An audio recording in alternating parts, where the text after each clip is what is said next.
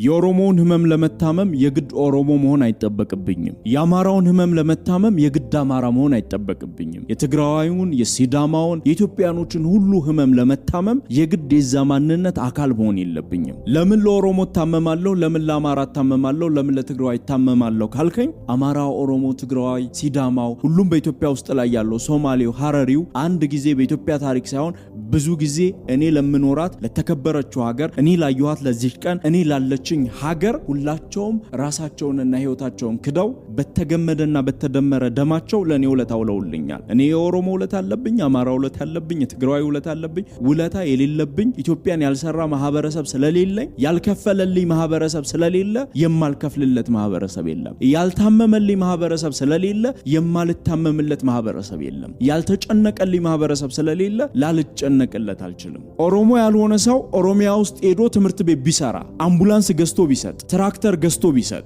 አማራ ያልሆነ ሰው አማራ ክልል እንደዚሁ ቢያደርግ፣ ትግራዋይ ያልሆነ ሰው ትግራይ ክልል እንደዚህ ቢያደርግ ኢትዮጵያ የተሰራችበትን የገመዱን ምጣኔ እያበዛ ነው፣ የማይቆረጥበትን ልክ እያጠነከር ነው። የሀገር ዋስትና ነው የምናረጋግጠው። ከማንነት ጀምረህ ወደ ሀገርህ፣ ወደ ሌላው ማንነት፣ ወደ ዓለም አቀፉ ማህበረሰብ በብዙ አቅጣጫ የምትዘረጋ ስትሆን ግን ማንነትን ዓለም አቀፋዊ ታደርጋለህ። የወጣህበትን ማህበረሰብ ክሬዲት ታሰጣለህ። የወጣህበት ማህበረሰብ በዓለም አቀፍ ማህበረሰብ በዓለም አቀፍ የታሪክ እሳቤ ዘንድ የተከበረ ሉዓላዊነት የተጎናጸፈ የሚፈልገውን ታላቅነት የተገባው ህዝብ ታደርገዋለህ። አንድ የወንድሜ ህመም፣ አንድ የወንድሜ ፍላጎት የሱን ፍላጎት ገንብቶ የኢትዮጵያን ፍላጎት የሚያጻና ከሆነ እንደ ሀገር ትራንስፎርም ካደረገን ከፍታችንን ከገለጠ የኛ ማንነት አይደለም ብሎ በማሰብ